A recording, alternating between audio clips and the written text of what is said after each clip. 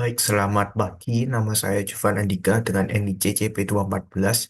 Di sini saya akan mempraktekkan hal-hal yang berkaitan dengan modul manufacturing. Yang pertama, untuk mengaktifkan modul manufacturing, kita activate dulu modulnya. Di sini saya sudah mengaktifasi untuk modul manufacturing. Lalu kita navigasi menuju apps, pergi ke modul manufacturing. Setelah itu, tugas berikutnya yaitu membuat bill of materials. Bill of materials terdapat pada products dan bills of materials. Penggunaan bills of materials di sini adalah untuk merencanakan atau meng- menganalisis bahan-bahan apa yang diperlukan untuk membuat suatu produk jadi. Misalnya untuk membuat kursi diperlukan satu buah skrup dan dua buah kayu. Hal ini penting agar kita bisa merencanakan dan melakukan forecasting bahan-bahan apa yang diperlukan ke depannya agar kita bisa membuat bahan manufaktur dengan tepat waktu. Di sini untuk membuat bills material baru kita pencet new, kita tekan new.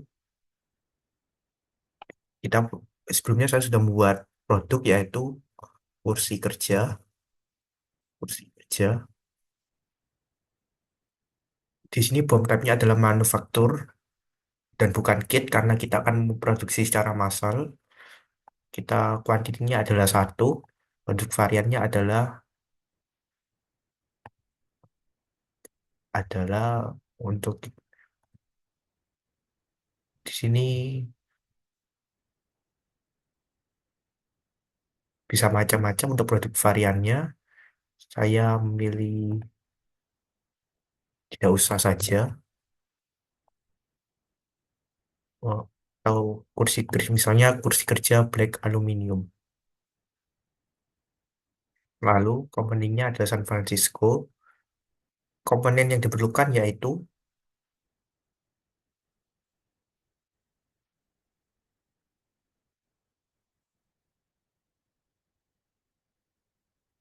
adalah misal screw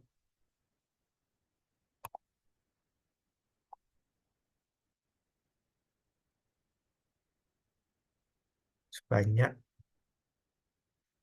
3 buah. Kemudian wood panel sebanyak 2 buah. Di sini kemudian kita bisa menentukan manufacturing lead time untuk berapa lama kita memproduksinya dan days untuk manufacturing ordernya kita biarkan nol saja. Kemudian kita save untuk bill of materials-nya.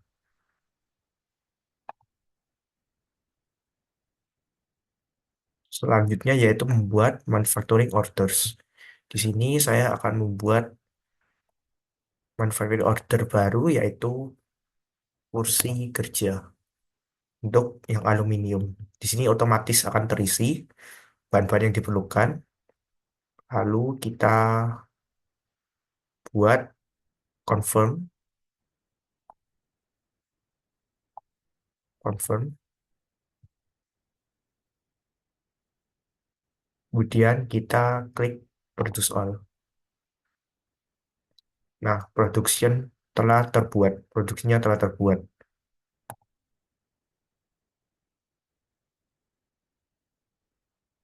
Dan pengelolaan bahan baku harus dilakukan untuk mengatasi apakah kehabisan stok atau tidak. Jadi penting untuk mengaktifkan fitur BOM ini agar kita tahu kapan harus membeli bahan apa yang sudah menipis dan bahan apa yang harus segera dibeli ataupun yang tidak mendesak untuk segera dibeli.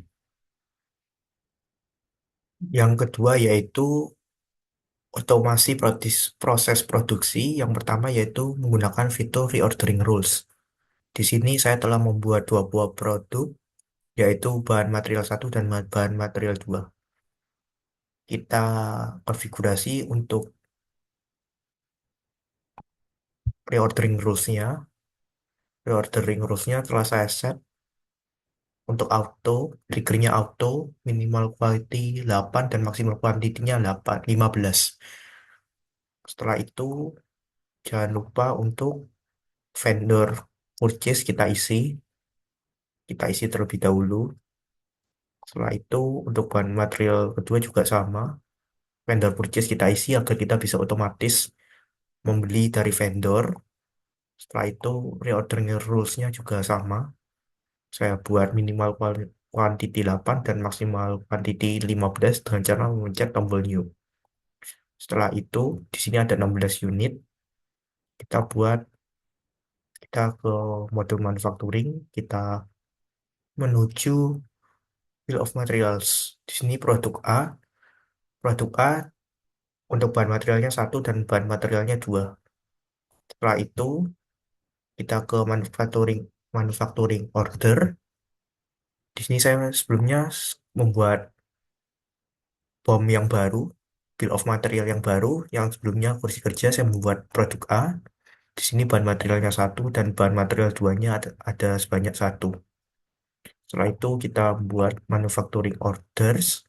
Di sini saya create menu karena tadi ada 16, 16, 16 butir bahan material A dan bahan material satu dan 16 butir bahan material B. Di sini saya akan membuat produk A, produk A. Nah, ini sebanyak 20, 20 confirm. Nah, di sini komponen statusnya not available, yang mengartikan bahwa kuantitinya tidak benar, kuantitinya masih kurang, komponen statusnya not available. Karena saya sudah melakukan reordering rules, nah ini terdapat kuantitinya, bahan material satu, kita otomatis, secara otomatis terrefill,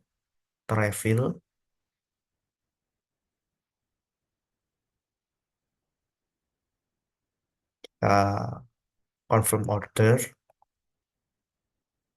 receive product, validate. Kemudian untuk bahan material 2 otomatis refill juga, confirm order, receive product, validate. Setelah itu kita pergi ke manufaktur lagi, produk A ini yang terbaru. Nah, kita komponen statusnya menjadi available. Kita produce all. Nah, produk sudah terbuat. Di sini juga sama. Kita membuat satu produk A, kita produce all. Di sini kuantitinya sudah tercapai. Nah, sekian untuk pre-ordering rules. Nah, mengapa otomatisasi pemesanan ulang ini dapat mendukung ekonomi digital? Karena dengan reordering rules kita dapat mengontrol stok yang ada di inventory. Jadi kalau misal kita mulai kehabisan atau stok menipis, kita bisa langsung secara otomatis melakukan purchase order kepada vendor. Karena kalau stok habis, maka akan menghambat kinerja dari manufaktur yang menyebabkan cost loss atau kerugian dari biaya operasional manufaktur. Dan untuk reordering rules ini dapat membantu pihak purchasing untuk melakukan pembelian untuk memastikan kelancaran dari produksi. Nah, yang ketiga yaitu analisis data untuk prediksi permintaan. Di sini saya akan mengobservasi dari modul sales, kemudian menuju ke reporting. Nah, ini adalah data-data untuk sales order selama 365 hari atau setahun terakhir. Nah, di sini kita bisa export all. Di sini saya sudah mengekspor. Dan kemudian untuk inventory, stok inventory, di sini kita bisa melakukan ekspor juga. Di sini saya juga telah ekspornya di downloads. Setelah itu kita bisa membandingkan pada pada sales order yang paling banyak dibeli yaitu acoustic block screen. Pada bulan 10 yang paling banyak dibeli adalah acoustic block screen. Lalu kita lihat lagi pada produk stoknya, acoustic block screen.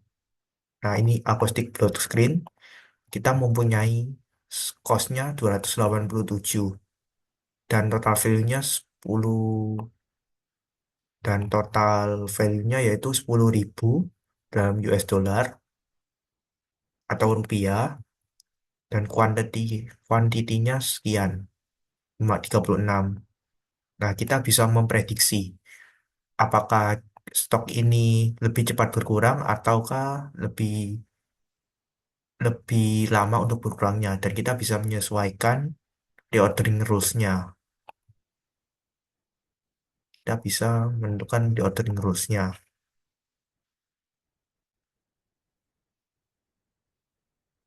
Nah, setelah itu apabila kita bisa mengetahui reordering rules-nya, kita bisa mengambil keputusan lebih cepat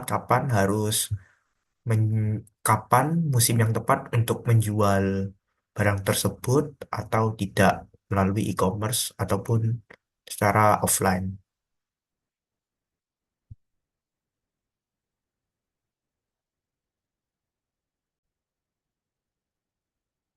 Yang selanjutnya yaitu pelacakan produksi. Nah, untuk membuat work orders, di sini kita ambil contoh saja, text combination. Nah, di sini ada work orders. Kita misalnya expected, untuk expected durationnya kita ubah menjadi 5 jam. Nah, untuk serial numbernya yaitu FURN 7800. Kuantitinya yang kita produce yaitu sebanyak 3. Nah, di sini kita bisa start. Nah, ini berarti kita telah memproduksi s- tiga, tiga tiga buah unit sebanyak 500 menit. Oh, sorry, sebanyak 500 jam. Kita bisa klik done. Nah, berarti pengerjaan dari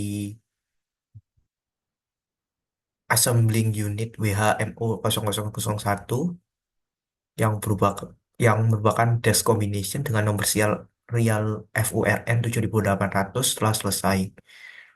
Nah, karena work orders ini sudah selesai, kita bisa tahu apakah kita mau memproduksi lagi, apakah misalnya kita manual assembly, kita buat lagi eh,